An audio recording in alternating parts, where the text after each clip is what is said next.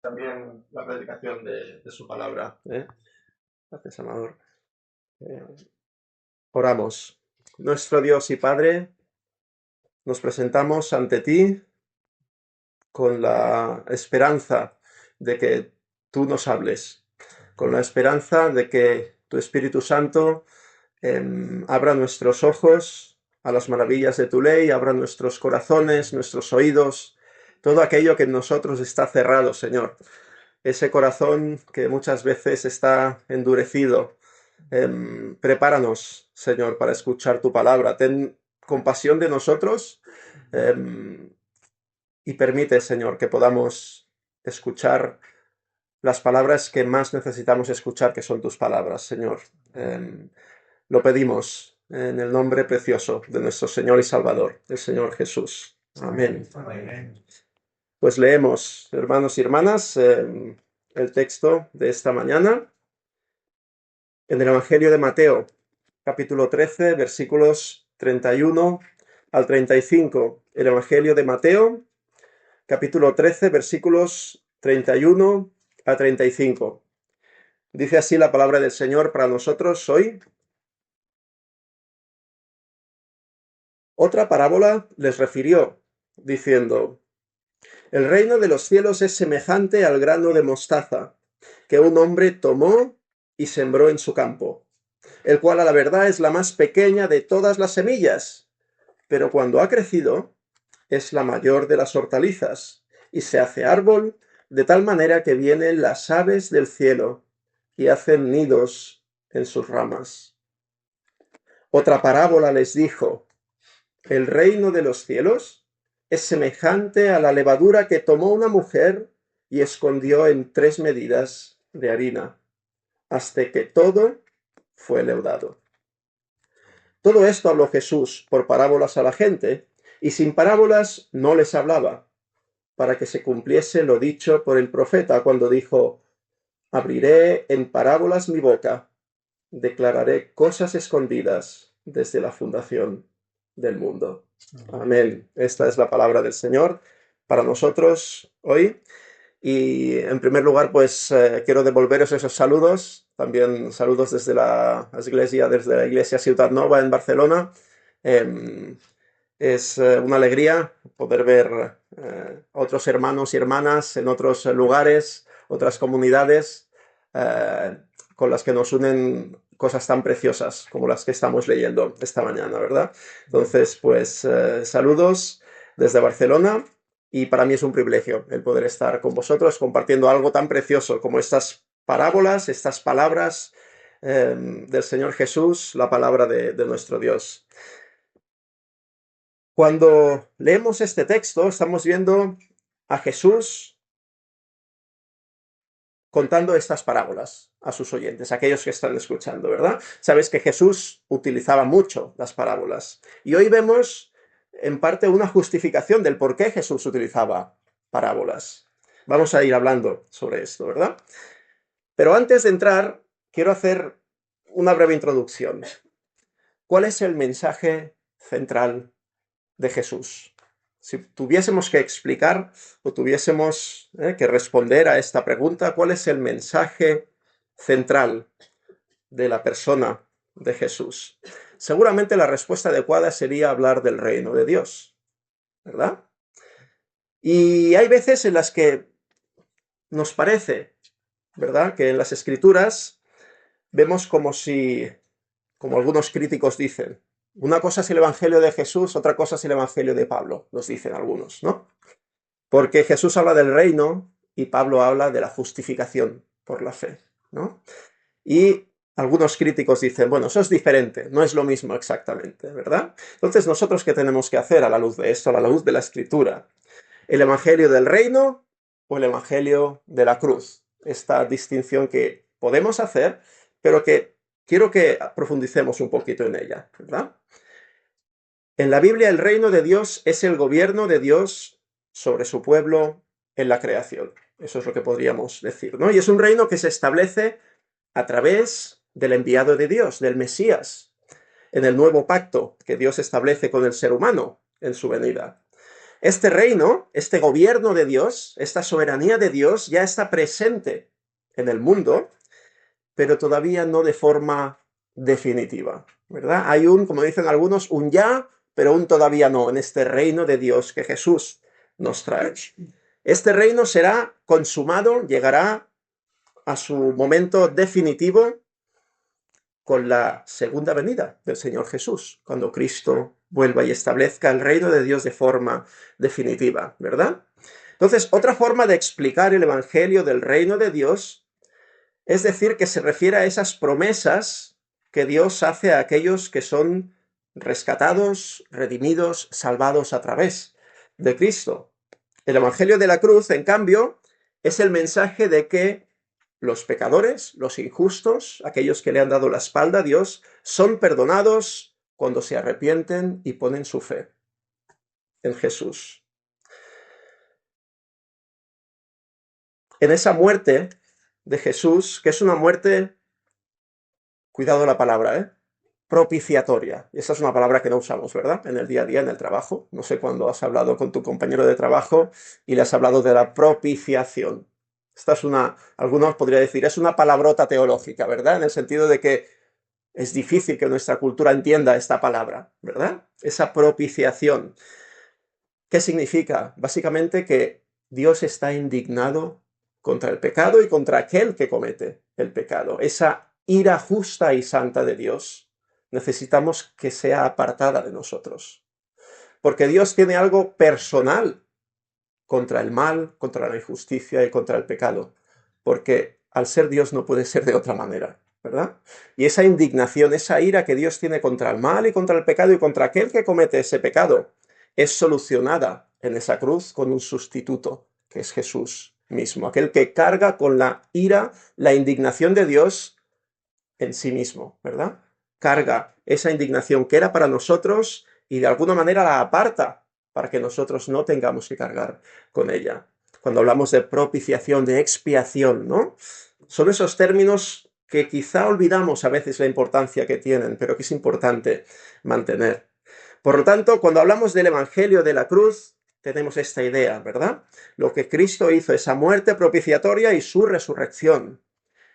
El Evangelio del reino y el Evangelio de la cruz no son evangelios diferentes, no son evangelios diferentes, sino que podríamos decir son dos perspectivas del mismo Evangelio. Una es más general y la otra es más concreta. El Evangelio del reino nos habla necesariamente en su centro del Evangelio de la cruz. El Evangelio de la cruz es, digamos, la fuente, el elemento central del Evangelio del reino. Y podríamos decir, pues, que el Evangelio son las buenas noticias de que a través de Cristo, el poder del reino de Dios ha entrado en la historia, para llegar al punto en el que este mundo será renovado con la consumación de ese reino. Pero todo en base a la obra en la cruz del Señor Jesús. Cuando creemos y confiamos en la obra de salvación de Jesús para relacionarnos de manera adecuada con Dios, el poder del reino viene sobre nosotros y comienza a trabajar a través nuestro. A través de la persona de Jesús, Dios consigue nuestra salvación, nos rescata del juicio justo por nuestro pecado y nos lleva a la comunión con Él. Y el día que su reino sea consumado, la creación será completamente restaurada. Cielos nuevos, tierra nueva, y los que crean en Jesús, los que hayan creído en Jesús, podrán disfrutar de la vida eterna con Él para siempre. Por tanto, vemos esa relación del reino de Dios, que es algo más general, ¿verdad? Y del Evangelio de la cruz. Pero son ambos distintas perspectivas de un mismo Evangelio, de una buena nueva de salvación. Y vemos que Jesús habla de este reino a través de parábolas, ¿no? El reino de Dios es el mensaje principal de Jesús. En el Evangelio de Mateo, el reino de los cielos, ¿verdad? Mateo prefiere usar el reino de los cielos porque es un evangelio que está escrito para una audiencia judía. Y ya sabes que los judíos, con eso de usar el nombre de Dios, cuidado, prefieren usar reino de los cielos. Y entonces Mateo de alguna manera usa esa terminología con esto en mente, una audiencia muy temerosa de utilizar el nombre de Dios. Y Jesús utiliza el recurso que son las parábolas, como si fuera un profesor, ¿verdad? Jesús es un gran pedagogo, es un gran profesor. Y con esas parábolas explica qué es y cómo funciona el reino de los cielos a sus oyentes. Por lo tanto, antes de entrar a ver el significado de estas dos parábolas que hemos leído, vemos que el versículo 34 y 35 nos ponen en el contexto de por qué Jesús utilizaba las parábolas. Dice, todo esto habló Jesús por parábolas a la gente y sin parábolas no les hablaba, para que se cumpliese lo dicho por el profeta, cuando dijo, abriré en parábolas mi boca, declararé cosas escondidas desde la fundación del mundo. Este texto lo hemos leído, está en el Salmo 78, el versículo 2, que dice, abriré mi boca en... La versión Reina Valera dice en el Antiguo Testamento proverbios, otras versiones dicen parábolas, es la misma idea.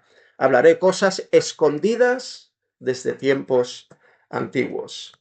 Por tanto, tengamos cuidado cuando escuchamos estas historias que parecen tan inocentes, ¿verdad?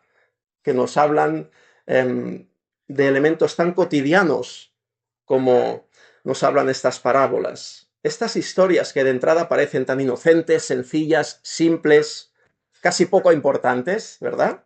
Transmiten un mensaje del todo extraordinario. Un mensaje que nos dice el texto de hoy ha estado escondido, ha estado sin darse a conocer desde la fundación del mundo. Esa es la importancia y el valor de las parábolas del Señor Jesús.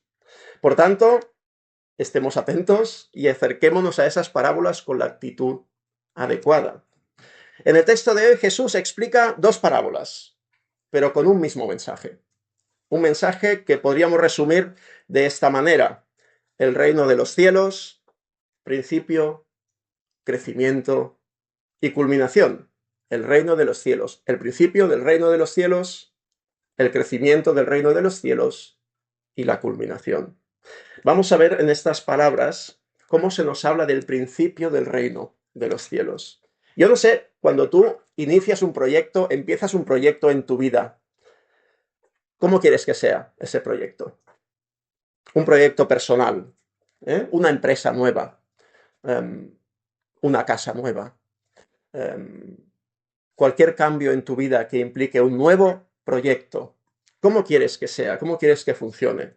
Si nosotros tuviésemos que montar una empresa, por ejemplo, pues nos gustaría seguramente a día de hoy que esa empresa desde el primer momento tuviese impacto, popularidad, que fuese conocida enseguida, que tuviese influencias importantes, ¿verdad? Gente conocida que nos diese su soporte, su ayuda.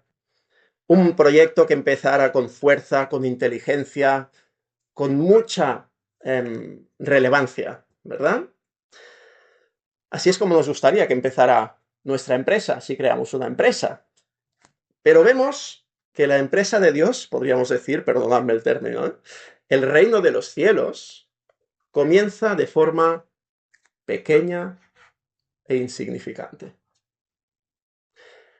Hay un contraste en estas parábolas que hemos leído entre un inicio muy pequeño, insignificante, que no se puede ni ver, que parece que no está, que no hay nada, un contraste con ese inicio tan pequeño, con una culminación, con un final extraordinariamente grande. Un comienzo imperceptible, la semilla más pequeña que además se esconde debajo de la tierra, debajo del suelo, o una pequeña cantidad de levadura escondida entre harina. Yo no sé si has plantado semillas alguna vez, no somos una sociedad agraria, ¿verdad? En Mataró, no sé si en vuestras casas tenéis mucho jardín o tenéis un horno con el que hacéis el pan en vuestra casa cada día. Supongo que no, supongo que somos una sociedad que ya no funciona de esta manera, ¿verdad? Ni en Barcelona, ni en Mataró, ni en Vilassar, sino que todas estas cosas nos quedan un poco lejanas. Y es bueno que nos acerquemos a la manera de vivir que tenían las personas que escuchaban las parábolas de Jesús. Claro, en esa época, en una sociedad agraria, sociedad rural, pues la gente sabía lo que significaba plantar una semilla. Nosotros hoy en día, yo personalmente no tengo ni idea. Pocas cosas he plantado yo en mi vida, ¿vale? Y el resultado no ha sido bueno, ya os lo digo de entrada, ¿no? Entonces, claro, vemos esa cosa tan pequeña que se esconde debajo de la tierra con la esperanza de que salga algo de provecho, ¿no?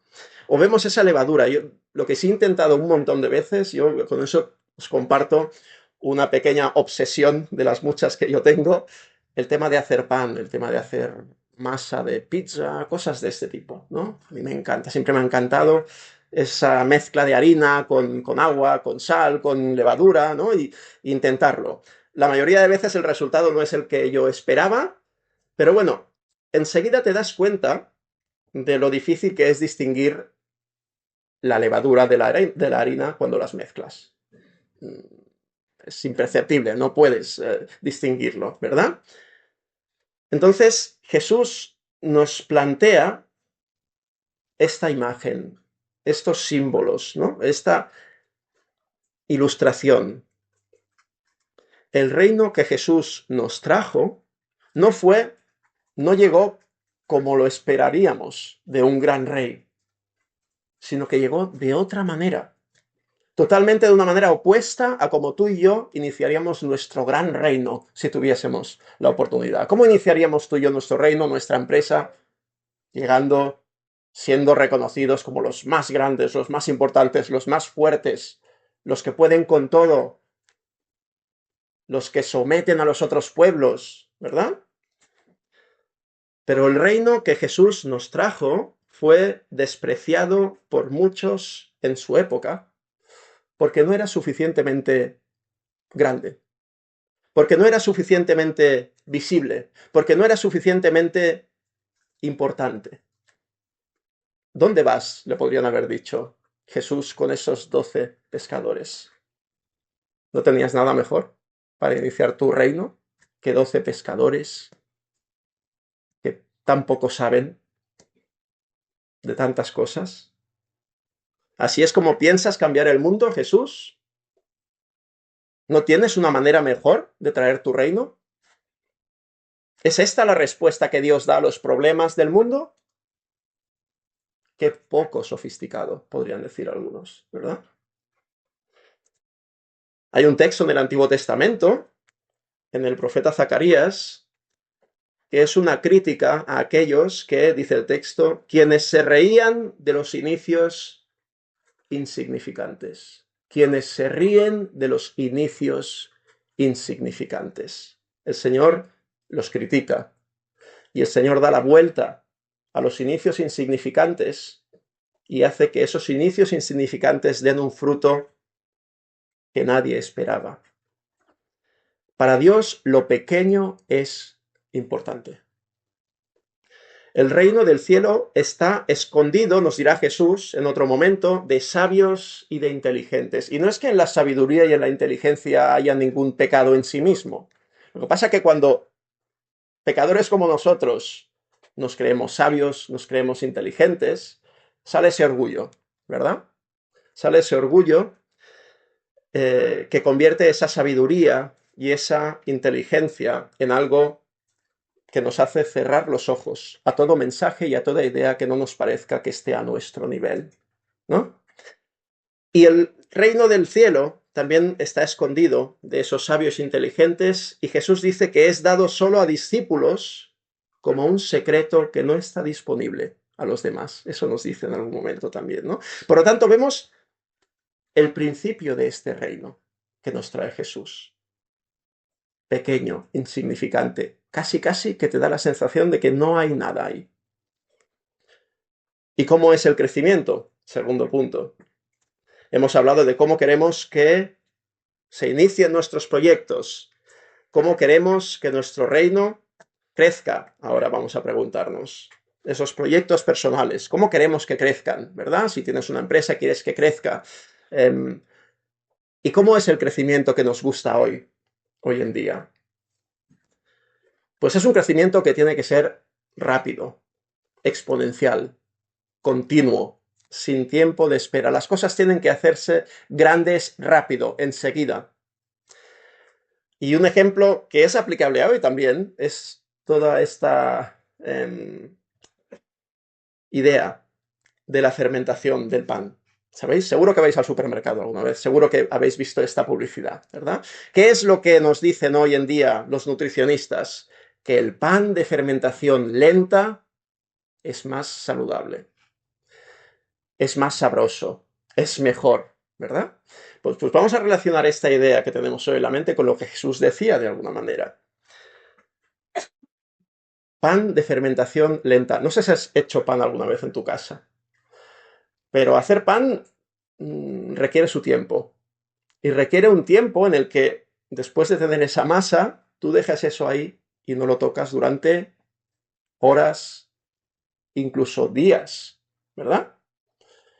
Y lo dejas ahí, que dices, bueno, me gustaría hacer algo, pero no tienes que esperar. Tienes que esperar. Es verdad que hoy en día tenemos levaduras que lo aceleran todo mucho y que todo puede ser muy rápido, ¿verdad? Pero si pensamos en la idea de hacer pan, esta idea que nos introduce Jesús de alguna manera, nos vamos a dar cuenta de que Jesús introduce esta idea para que veamos que se requiere un proceso, muchas veces escondido a los ojos de los seres humanos. Un proceso que en un primer momento dices, ¿cómo esta pequeña cantidad de levadura va a transformar toda esta cantidad de harina? Parece imposible, ¿verdad? Pero si lo has hecho alguna vez te das cuenta de que a la que pasan las horas, si lo has hecho bien, esa masa sube. Y si te pasas, como me paso yo alguna vez con la levadura, pues sube demasiado incluso, ¿verdad? Y te encuentras ese globo que dices, ¿esto qué es? ¿No? Esto iba a ser una masa de pizza y me ha salido un globo aquí, ¿no? Pues claro, la levadura tiene esa capacidad, pero lentamente, poco a poco y sin que parezca que esté pasando nada ahí. Puedes estar mirando el pan todo el rato que quieras, pero no vas a conseguir que crezca más rápido, ¿verdad? Y eso es un poco una explicación de la cultura y la sociedad en la que vivimos hoy.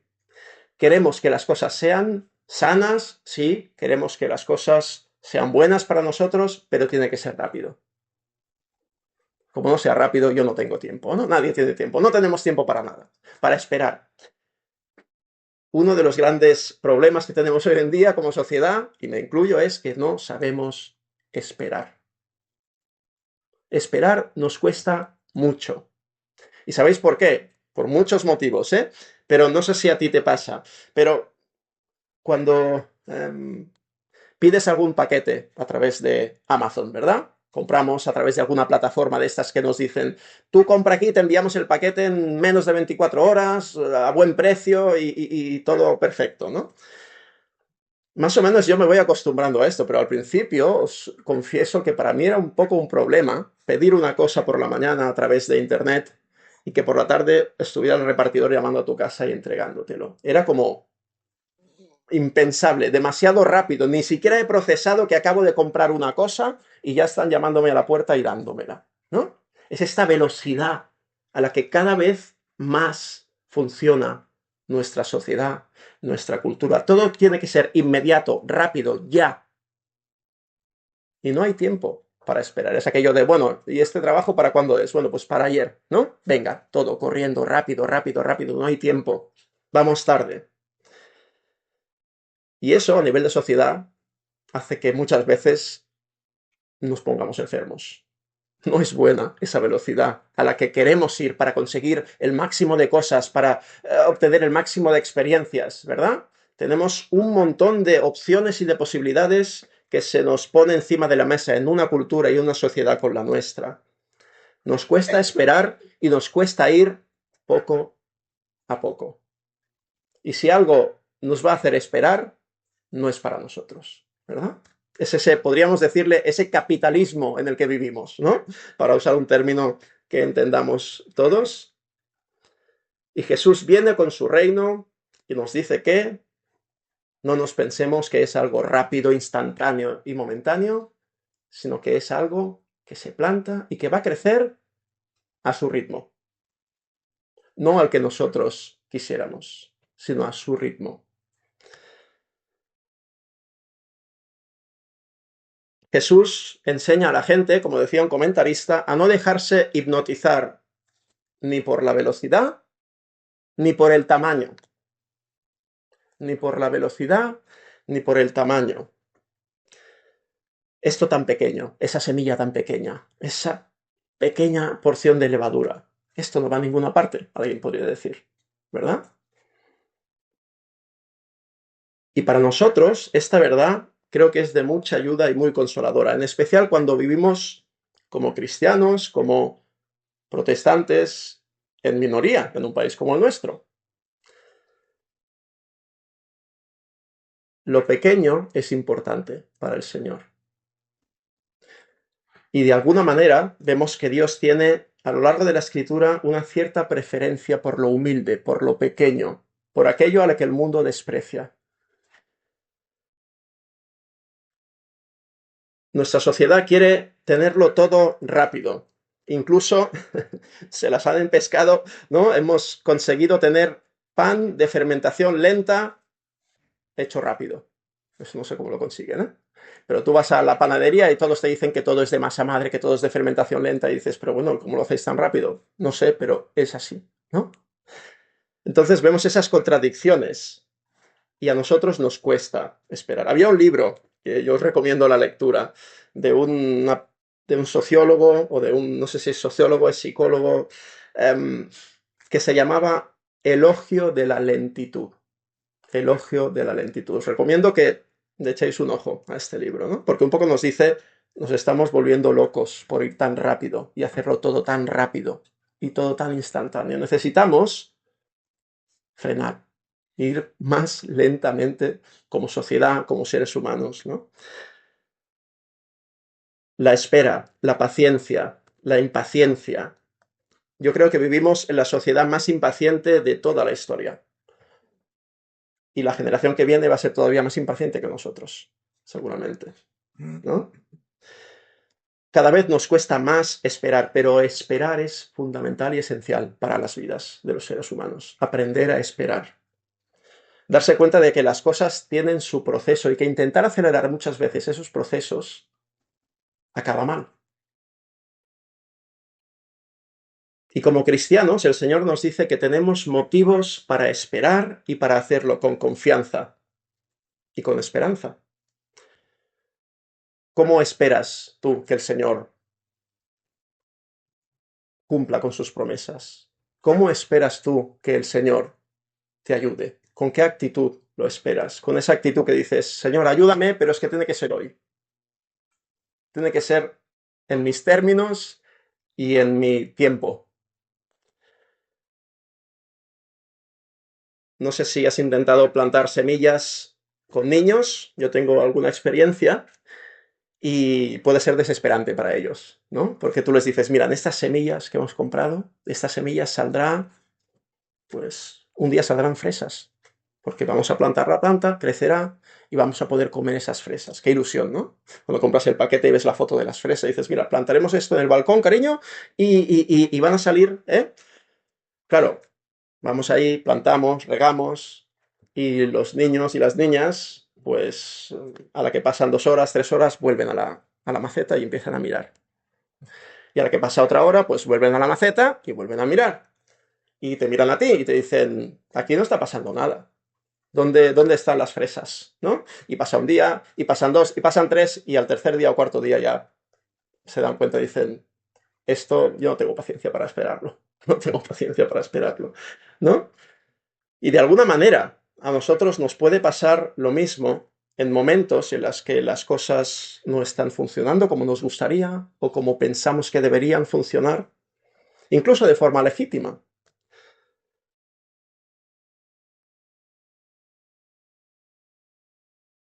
Los seres humanos tenemos nuestra agenda, ¿verdad? Y pensamos que Dios debería adaptarse a esa agenda. Pero la Biblia nos dice que Dios tiene su propio tiempo y que es Él quien sabe cuándo es mejor actuar y cuál es la mejor manera de hacerlo. Quizá Jesús, cuando estaba explicando estas parábolas, tenía en mente a un grupo de judíos revolucionarios que había en su día, que estaban preparados para luchar e implementar lo que para ellos era la voluntad de Dios. Muy bien, Jesús, ¿cuándo quieres que empecemos? Tenemos que hacer lo que Dios dice, y si hace falta usar la violencia, lo hacemos, pero vamos a hacerlo ya. Y Jesús de alguna manera les dice, no, esa no es la manera en la que Dios va a instaurar su reino. Todo lo contrario. Quizá con la espera, quizá con la compasión, quizá con su paciencia, Dios consigue salvar a más gente que la que podréis salvar vosotros con vuestras armas. El glorioso reino del cielo, que se establecerá de forma definitiva en el futuro, está presente hoy, pero de forma escondida, de forma oscura. Y sigue creciendo, sigue como esa levadura, creciendo de forma misteriosa. Pero solo aquellos que tienen los ojos de la fe pueden verlo, la perspectiva de Jesús. El apóstol Pablo decía, si pues habéis resucitado con Cristo, buscad las cosas de arriba, donde está Cristo sentado a la diestra de Dios. Poned la mira en las cosas de arriba, no en las de la tierra, porque habéis muerto y vuestra vida, fíjate lo que dice, está escondida con Cristo en Dios. Vuestra vida está escondida con Cristo en Dios. Es decir, tu vida no es lo que será cuando el Señor vuelva todavía. De alguna manera, tu verdadero ser aún no ha sido revelado. Será revelado el día que el Señor vuelva. El Señor va a volver y te vas a ver a ti mismo y los otros te van a ver con una gloria que no tuviste antes de la vuelta del Señor. Pero claro, hasta el momento, dice, vuestra vida está escondida con Cristo en Dios. Y cuando Cristo vuelva, dice Pablo, vuestra vida se manifieste, entonces vosotros también seréis manifestados con Él en gloria. Sí, gloria, pero toca esperar. Tenemos la esperanza de esa gloria, pero por el momento, acordaos de la levadura, acordaos de la semilla de mostaza, acordaos de cómo hacen su proceso, lento, ¿verdad? Y por último, hemos visto el principio, ese crecimiento lento y la culminación. ¿Cómo van a acabar las cosas en este reino que nos trae Jesús? El Señor nos dice, con otras palabras, que los inicios humildes traerán en el tiempo de Dios unos resultados espectaculares. Los inicios humildes, incluso despreciables para muchos, en el tiempo de Dios y con su providencia, traerá unos resultados espectaculares. Hay unos pájaros que aparecen en esta parábola, ¿verdad? Nos dice que esa semilla de mostaza, cuando es plantada, es la más pequeña, pero cuando ha crecido es la mayor de las hortalizas y se hace árbol de tal manera que vienen las aves del cielo y hacen nidos en sus ramas. Fijaos, el contraste de pasar de una semilla que casi ni se ve a un árbol donde los pájaros pueden venir, donde se pueden establecer y pueden aguantar su peso, ¿verdad? Seguramente es una referencia a lo que el profeta Ezequiel decía en el capítulo 17, versículos 22-24. Dice, así ha dicho Jehová el Señor, tomaré yo del cogollo de aquel alto cedro y lo plantaré. Del principal de sus renuevos cortaré un tallo y lo plantaré sobre el monte alto y sublime. En el monte alto de Israel lo plantaré, y alzará ramas, y dará fruto, y se hará magnífico cedro, y habitarán debajo de él todas las aves de toda especie. A la sombra de sus ramas habitarán, y sabrán todos los árboles del campo que yo, Jehová, abatí el árbol sublime, levanté el árbol bajo, hice secar el árbol verde, e hice reverdecer el árbol seco. Yo Jehová lo he dicho y lo haré. Eso nos decía el profeta Ezequiel. Y fijaos cómo el Señor le da la vuelta a lo que nosotros vemos con nuestros propios ojos, a lo que nosotros le damos verdadera importancia con nuestros propios ojos humanos. Y dice, no os fiéis tanto de vuestra perspectiva, porque vosotros os centráis en lo que veis y en vuestra experiencia humana. Pero yo, del árbol seco, hago un árbol nuevo, un árbol lleno de vida, ¿verdad? Abatí el árbol sublime, a lo grande lo hago pequeño. Levanté el árbol bajo, lo pequeño lo hago grande. El árbol verde lo seco y el árbol seco lo hago reverdecer. Esa es la capacidad que solo tiene el Dios que se nos presenta en las Escrituras. En otras palabras, este texto de Ezequiel prometía que Dios replantaría de alguna manera a su pueblo Israel. Pero en manos de Jesús, la imagen también sugiere que su reino va a incluir a gente de todos los pueblos de la tierra, a aquellos gentiles que se acercan a Israel buscando el refugio de su Dios. En el reino de los cielos, en el reino de Jesús, habrá representantes de todas las naciones de la tierra. Y esa es una gran noticia para ti y para mí hoy. Porque que yo sepa, de los que estamos aquí, no veo a muchos judíos de nacimiento, ¿verdad? Levadura. Una pequeña porción de levadura transforma toda la masa. Y cuando te pasas con la levadura te das cuenta de lo grande, de la fuerza que tiene algo tan pequeño, ¿verdad? El reino de Dios trae un cambio y influye de forma orgánica, de dentro hacia afuera, como esa levadura, poco a poco, lentamente. Eso no excluye que a lo largo de la historia hayan momentos de explosividad, de impacto, de avivamiento, claro que sí. Pero la norma general en el crecimiento del reino de Dios es ese poco a poco. Un comienzo imperceptible que tendrá resultados espectaculares. La semilla más pequeña que se va a convertir en el árbol más grande, ¿verdad? Las parábolas que explica Jesús en el texto de hoy nos transmiten este mensaje. El reino de los cielos llega en debilidad, incluso de forma escondida. Su crecimiento requiere tiempo y paciencia, pero al fin este reino triunfará. Ese contraste entre un inicio pequeño y una culminación gigante, enorme. Y la pregunta para ti y para mí hoy es si se ha cumplido esa promesa de Jesús o no, o se está cumpliendo.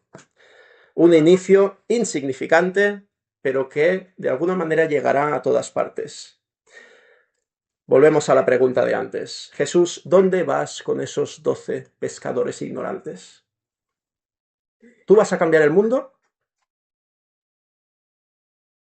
¿Cómo respondemos hoy a esa pregunta? ¿Cómo ha crecido el reino de Dios a lo largo de los siglos en todo el mundo? Pues bien, podemos decir que no está mal, ¿no? Con aquellos 12 pescadores ignorantes, que la fe en Jesús haya llegado a Mataró en el siglo XXI. Que la fe en Jesús haya llenado el mundo entero. Parece que Jesús tenía razón. Parece que su reino es un reino que, aunque de manera velada muchas veces, continúa su proceso y continúa creciendo. Y eso tiene implicaciones para nosotros. Acabamos con estas implicaciones. ¿Cómo piensas que debe hacer las cosas Dios? Lo escuchamos muchas veces, ¿verdad? Incluso nosotros podemos decirlo algunas veces. Ante situaciones de injusticia, de enfermedad, de dificultad, Dios debería hacer algo aquí y ahora. O cuando nos dicen, ¿qué ha hecho Dios para resolver los problemas de los seres humanos? Este Dios del que me hablas, que es un Dios de amor, que es un Dios que quiere lo mejor para el ser humano. ¿Por qué no hace algo? ¿Verdad? ¿Por qué Dios no interviene? La pregunta realmente es, ¿por qué Dios no hace algo que es lo que yo haría en el momento en el que yo lo haría? ¿Verdad? Un poco esa es la pregunta que está detrás de la pregunta. Y claro, ¿cómo evaluamos lo que Dios hace o deja de hacer? ¿Desde una perspectiva más capitalista o desde una perspectiva bíblica? Desde una perspectiva de empresa, de números, de resultados. ¿Cómo evalúas o evaluamos una iglesia? ¿Cuánta gente hay? ¿Cómo es de grande el presupuesto? ¿Cómo es de maravilloso el local? ¿Lo modernos que son? ¿Lo relevantes que son? ¿O de forma bíblica? ¿Se predica la palabra? ¿Se administra la Santa Cena y el bautismo? ¿Hay comunión entre los hermanos? ¿Hay oración? ¿Hay santidad en las vidas de estas personas? La iglesia no es una empresa. Y eso es importante tenerlo en mente. Y de la misma manera que el reino de Dios no crece como tú y yo nos imaginaríamos, la lógica en la iglesia no puede ser la lógica de empresa y no puede ser la lógica humana, sino la lógica del Señor. Por tanto, no desprecies los inicios insignificantes, no desprecies lo que a ti te parece un crecimiento que prácticamente no está ahí. No desprecies los inicios pequeños, no desprecies el crecimiento lento. Para Jesús, lo pequeño es importante y las cosas requieren su tiempo. Dios hace las cosas de manera diferente a como tú y yo las haríamos. Porque mis pensamientos, nos dice Isaías, no son vuestros pensamientos, ni vuestros caminos mis caminos, dijo Jehová. Como son más altos los cielos que la tierra, así son mis caminos más altos que vuestros caminos, y mis pensamientos más que vuestros pensamientos. Porque como desciende de los cielos la lluvia y la nieve, y no vuelve allá, sino que riega la tierra y la hace germinar y producir, y da semilla al que siembra y pan al que come, así será, dice el Señor, mi palabra que sale de mi boca. No volverá a mí vacía, sino que hará lo que yo quiero, y será prosperada en aquello para que la envíe. Esa es la palabra del Señor.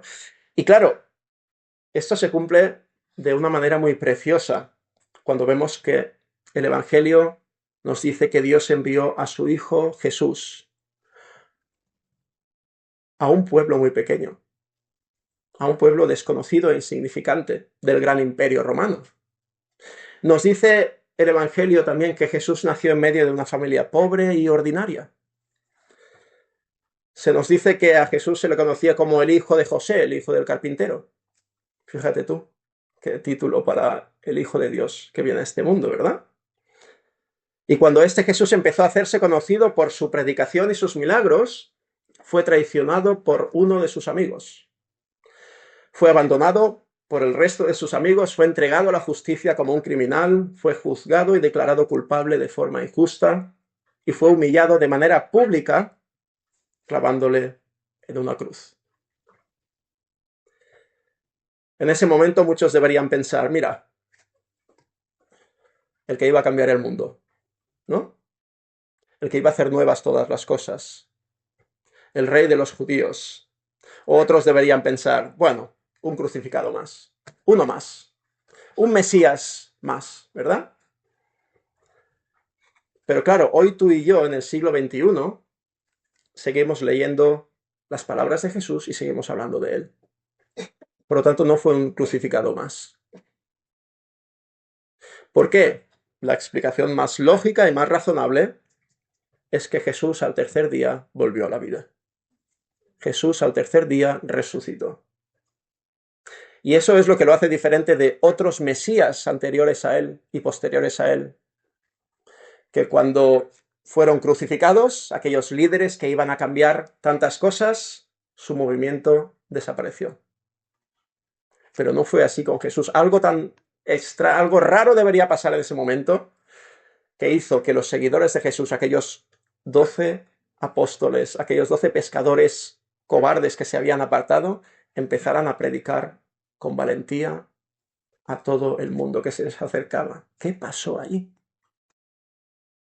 Y la única respuesta bíblica es que hubo una obra extraordinaria en la que Dios levantó a Jesús de los muertos. Y eso dio inicio a una revolución que se extendería por todo el mundo. A un reino, mejor dicho, que se extendería por todo el mundo. En aquella aparente derrota humillante, un Mesías clavado en una cruz. Qué mensaje, ¿no? Pues con ese mensaje, Dios estaba consiguiendo la mayor victoria de todas: hacer justicia con el pecado de los seres humanos sin tener que acabar con los seres humanos. Hacer justicia con el pecado de los seres humanos sin tener que acabar con ellos. Dios encontró la forma de rehacer lo que los seres humanos habíamos roto, esa relación adecuada con nuestro Creador.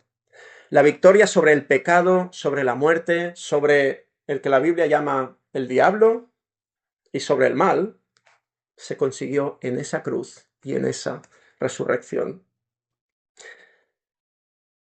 Este es el Evangelio que hoy tengo el privilegio de predicarte y que tú tienes también el privilegio de predicar. Un Evangelio que te dice que reconozcas tu injusticia, que te arrepientas de tu mal, de tus pecados, para usar el término bíblico, y que creas en ese Jesús que hizo las cosas de una manera tan extraña a nuestros ojos. Y si te acercas a Él con arrepentimiento y con fe, todo esto que acabo de contar será verdad para ti hoy, en el siglo XXI, en Mataró, donde quiera que estés.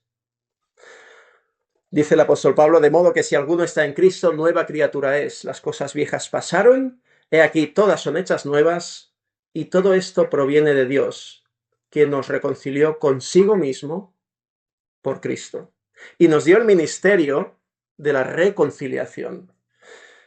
Pablo tiene el regalo de ese ministerio de la reconciliación, y tú y yo tenemos ese mismo ministerio, ese mismo regalo, el ministerio de la reconciliación, el anuncio de la reconciliación posible entre Dios y los seres humanos.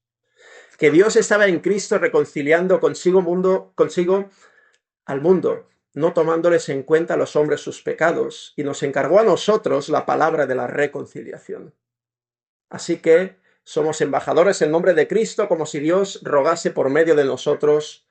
Os rogamos en nombre de Cristo, reconciliaos con Dios.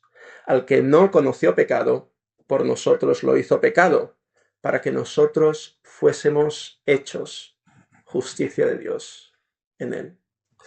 Ese es el Evangelio que Pablo predicaba en el siglo I. El Evangelio que tú y yo tenemos el privilegio de escuchar y de transmitir a otros también en el siglo XXI. Y para acabar, paciencia. Paciencia.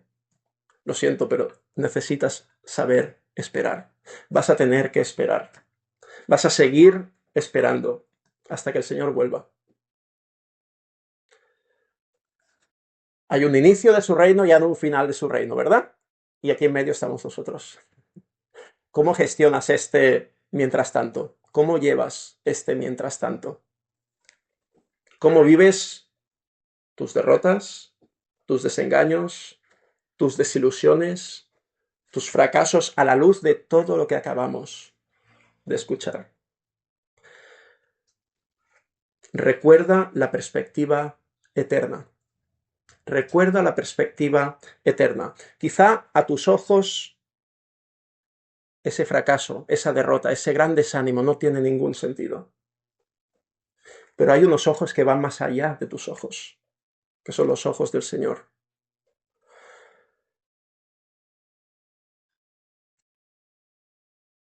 Hoy no estamos en el inicio ni al final del reino, sino en el mientras tanto, en el tiempo de espera, en un tiempo de crecimiento hasta la llegada del Señor, hasta la segunda venida del Señor. Y mi pregunta es, ¿cómo lo llevas? ¿Lo llevas con esperanza, sabiendo esperar con paciencia, o desesperado o desesperada? Y estamos en confianza, ¿eh? ¿Quién no se ha desesperado, verdad? De los que estamos aquí alguna vez. El texto de hoy nos anima a esperar con paciencia pero también con esperanza y con confianza. Recuerda el Evangelio de la cruz. Jesús murió y Jesús resucitó. Recuerda el Evangelio del reino. El reino se ha acercado. El reino está creciendo y el reino va a culminar con un cielo nuevo y una tierra nueva. Nada ni nadie podrá detener la culminación de este reino. ¿Estás listo para eso? Que el Señor nos ayude. Amén. Vamos a orar.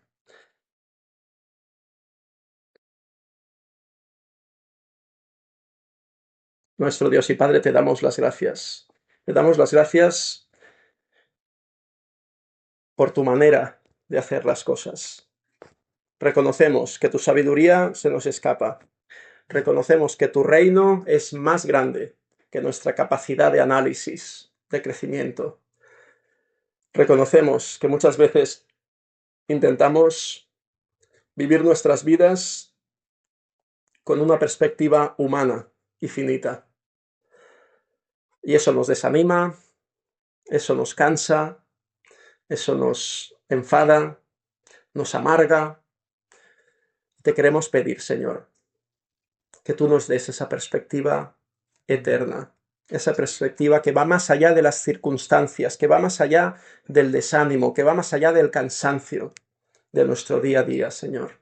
Ayúdanos a recordar que tú, de la derrota más grande, sacaste la victoria más grande de toda la historia. Ayúdanos a recordar que contigo las cosas no son lo que parecen y que incluso en nuestras vidas, gracias a tu providencia, a tu cuidado de nosotros, podemos empezar a entender que las situaciones de desánimo, que el sufrimiento, que el mal que nos viene, pues viene también de tu mano para nuestro bien, Señor. Ayúdanos a ser sensibles a aquellas personas que están pasándolo mal y ayúdanos, Señor, también a lamentarnos delante de ti cuando lo estemos pasando mal, como el salmista hace tantas veces. Pero a la vez ayúdanos a no perder la perspectiva eterna, Señor. Todo está en tu mano. Y te pedimos que tú nos des esa perspectiva para nuestro día a día, Señor.